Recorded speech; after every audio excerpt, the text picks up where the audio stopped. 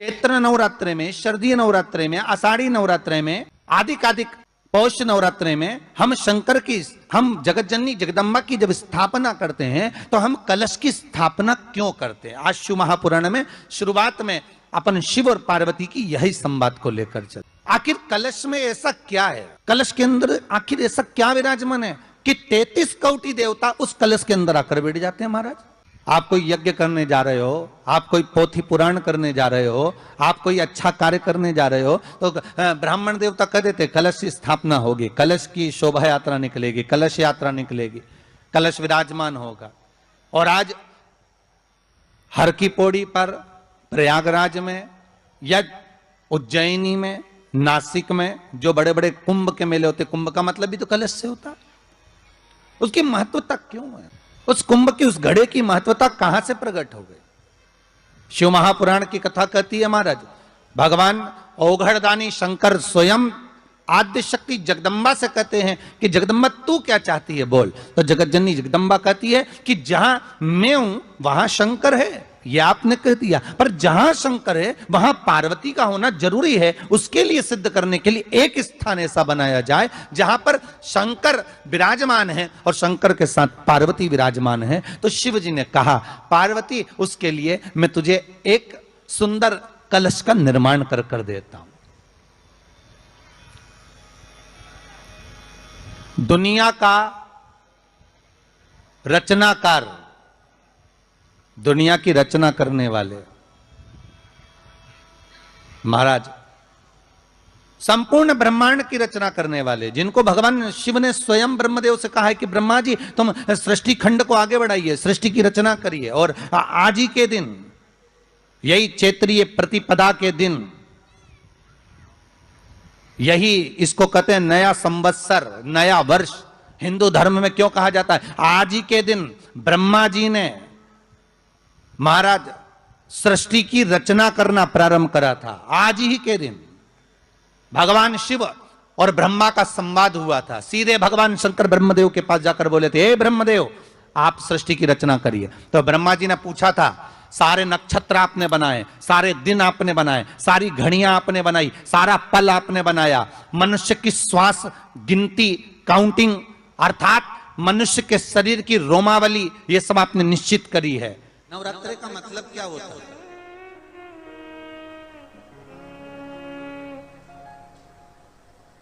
केवल 9 दिन तक देवी की आराधना कर लो, नंगे पैर ले लो,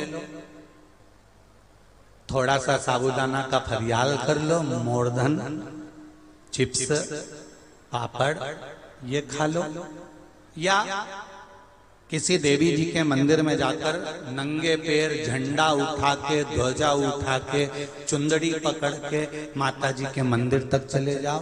क्या केवल नवरात्रि का मतलब यही है? या फिर कहीं गरबा हो रहा हो तो गरबे में चले जाओ? क्या नवरात्रि का मतलब केवल यही है? या घर में जोत लगा लो, नवरात्रि का मतलब यही है? घर में जवारे बो दो, नवरात्रि का मतलब क्या यही है? घट स्थापना कर दो, क्या नवरात्रि का मतलब केवल यही है?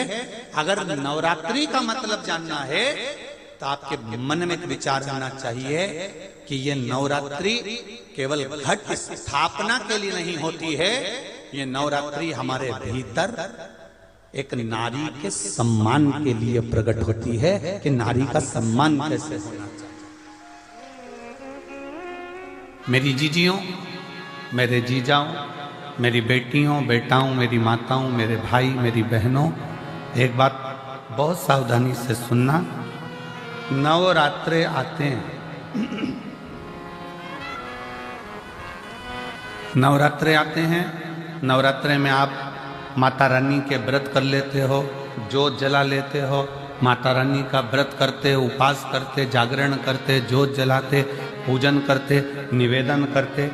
और अभी फिर चैत्री नवरात्रे आएंगे, आप फिर आराधना करोगे, फिर साधना करोगे, फिर जोत जलाओगे, फिर माता रानी को याद करोगे, फिर व्रत रखोगे। आप कितने भी व्रत करो, आप कितनी भी जोत जलाओ, आप कितना भी जागरण करो, पर 4 लोगों के सामने जाकर ये कभी मत कहना कि मेरे जैसा व्रत कोई नहीं कर सकता, मेरे जैसा जागरण कोई नहीं कर सकता और मेरी जैसी ज्योत कोई नहीं जला सकता। ये अभी मत कहो।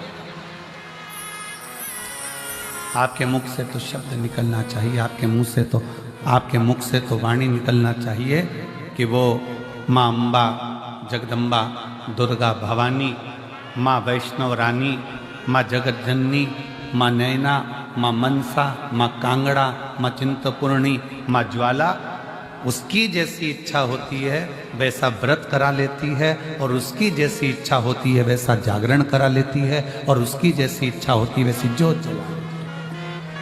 हमारी सामर्थ्यता नहीं है। और नवरात्रि में भी देवी की आराधना का एक स्मरण का सुख है महाराज।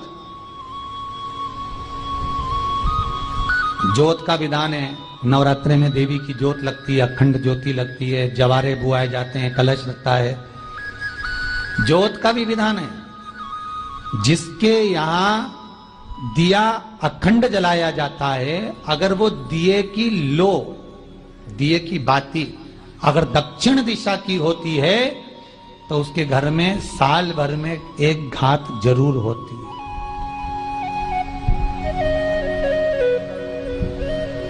जो दिया अखंड जलता है उसकी बाती का मुख दक्षिण का नहीं होना चाहिए। अगर आपने देवी भागवत का स्मरण कराओ, देवी भागवत को अगर सुना हो, तो देवी भागवत में स्पष्ट किया गया कि पूर्व की ओर मुख करा हुआ दिया, अर्थात पूर्व की ओर ज्योत जो जलाई जाती है वो संपदा की वृद्धि करती है। पश्चिम की ओर मुख कर कर जो ज्योत लगाई जाती है महाराज वो वैभव को देती है, और उत्तर की ओर जो मुख कर कर ज्योत जलाई जाती है, उत्तर की ओर जो ज्योत का मुख रहता है वो आयु की वृद्धि करती है, घर में अकाल मौत को रोकती है।